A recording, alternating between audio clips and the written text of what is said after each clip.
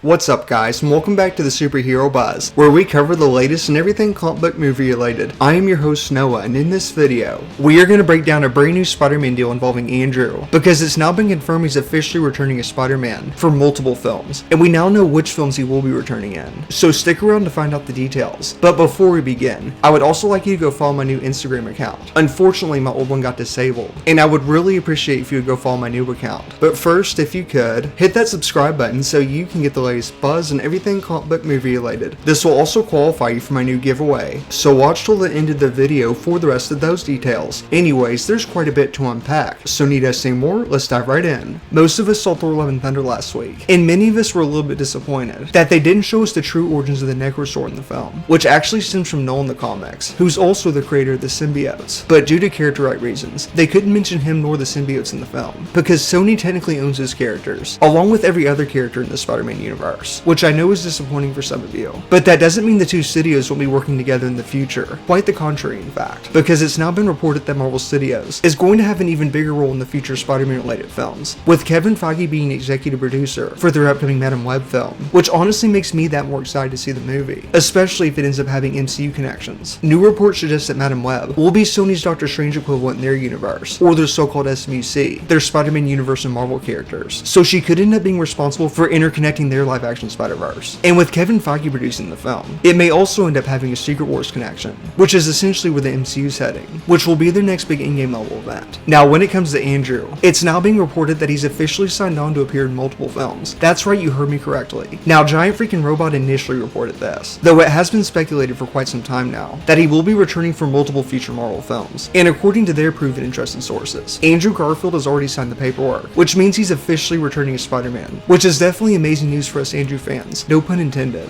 But the better question is, what movies will he appear in? Well, according to our good friends over at Geekosity, Andrew Garfield will return in Secret Wars, though he won't be the only Spider-Man returning in the film, because Tobey Maguire will also be joining him, not to mention Tom Holland's Spider-Man, which means this could be the next time we see all three Spider-Men together, because there have also been reports of them maybe appearing in Across the Spider-Verse, which may have been the real reason why the film was delayed. But thanks to Andrew Garfield's new Spider-Man contract, the possibilities are endless, especially with the multiverse involved. Marvel Studios has been introducing a lot of new characters in the MCU, and many of them stem from the multiverse, because at some point the multiverse is going to be the main event. In other words, Secret Wars is coming, with Loki first introducing it, and No Way Home in the Multiverse of Madness exploring it even further. But we've really only gotten a glimpse in the multiverse. Just wait till we get Secret Wars, which will be the pinnacle of the multiverse, where universes will collide and fight each other in a place called Battle World, which in the comics is due to a certain incursion happening, which was hinted at in the Multiverse of Madness post-credits. With the amazing news of Andrew returning as Spider-Man, the report indicated he'll be returning for multiple films, so Madam Web will probably be at least one of those films. But he was actually originally set to appear in Morbius, and he actually filmed some scenes for the movie, but they were cut last minute on behalf of Sony, due to some unforeseen reasons. What if they were instead saving him for the Madam Web film? Which now makes sense because of Kevin Feige's involvement. But I know the question everybody's wondering, will Andrew Garfield be returning for future solo films? The answer is yes. It turns out that Sony may want Marvel Studios' help in making The Amazing Spider-Man 3, which I initially reported on back in April. And with Marvel having a bigger and more involved creative role in Sony's future Spider-Man related movies, it does make sense they would also have a role in Andrew Garfield's future solo films, especially if he ends up appearing in Secret Wars, and with Madam Web potentially being his first appearance since No Way Home. And let's not forget how Tom Hardy dropped that Venom 3 teaser. He went on to make a very cryptic post on his Instagram account, where he subtly teases Spider-Man crossover, because if we look closely, we can see Venom's tongue making an S shape, obviously alluding to Spider-Man,